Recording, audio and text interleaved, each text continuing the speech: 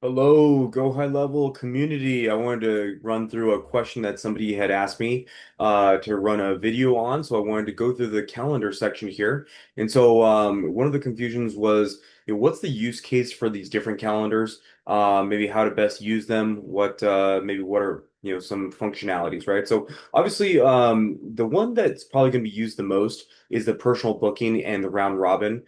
Personal booking is probably for your one-to-one booking meetings with let's say your actual client to their actual clients their prospects, or let's say it's for your own agency and you're having your own personal calendar booking with your clients and you're one individual person, right? But chances are that would be the setup right here.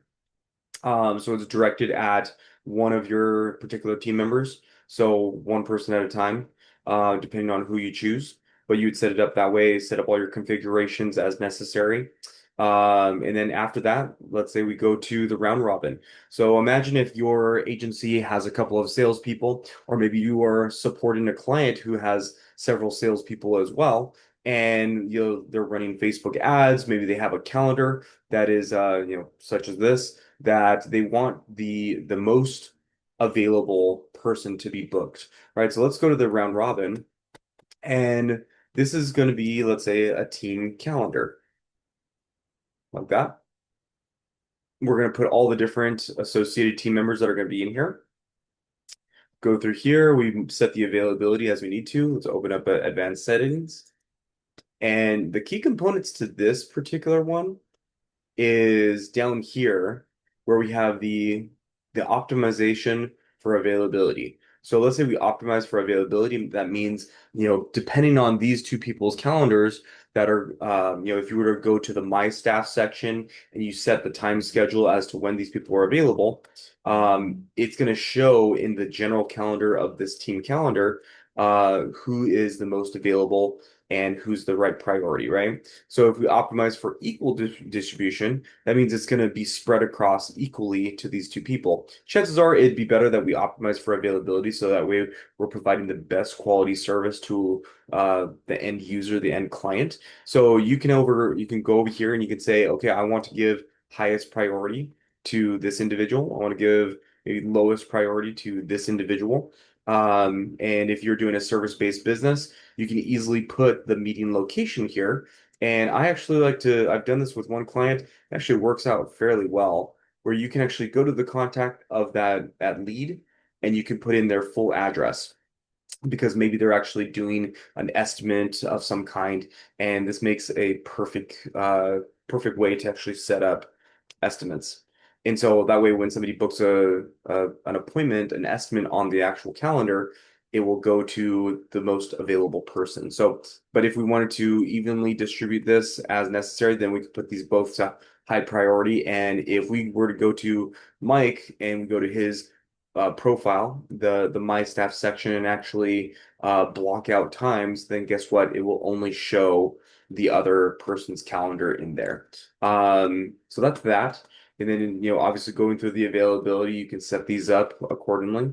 This would be availability not for the personal users, but it would be for the overall team schedule. So in other words, if the office was only available Monday to Friday, or if it was available entire week 24/7, you can make that adjustment.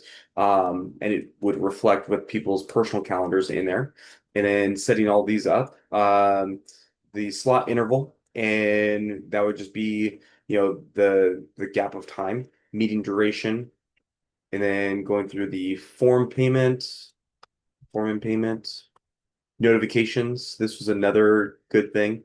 So if you can actually do notifications within the workflow section and the automations, or this is actually um, a newer automated piece of notifications that's recently been added to where you can actually have emails be sent out to the contact, assigned user, and maybe additional emails.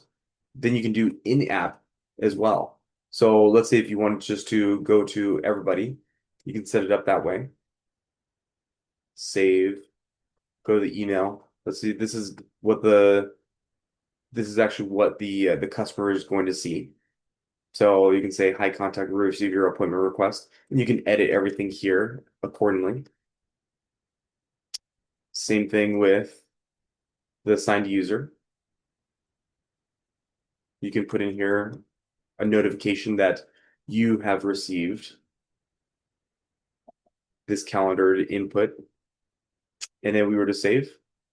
And then you can do that same process for each one of these scenarios. If there's a cancellation, if there's a reschedule, reminder, I like to do this one as well, just for like a 10-minute reminder. It's really, really nice. And you can set up follow-ups as well, all from right here, so that way you don't even have to touch the workflows and the automations in that whole process. So very, very good usage. Here, I don't really use any of this too much, but you can always go through the preview widget and see what's going on. But going back, maybe reviewing some other calendars that we have. These other ones, which are the class booking and the collective booking, these would probably function very, very similarly. Where, the big highlight here is that there is only one host that's meeting with multiple participants. And then this one is choosing multiple hosts to meet with one participant. So that way, when you go through the selection process, this would only allow you to choose one particular host from within your My Staff. And this would choose multiple hosts. And then down here, there's a couple more where you can actually go through the process of scheduling out. You can have a service booked setup and an event calendar setup. And to be completely honest, a lot of these functionalities, really stem off, the personal uh, booking type of calendar. They're very, very similar. There might just be a couple of components, couple of features that are in there to include maybe an additional person, an additional staff member. And yeah, so hopefully this was a good and useful video for you. And always, anytime that we actually take on an affiliate, you are given a community portal so that we can ask questions, we can dialogue, we can go back and forth.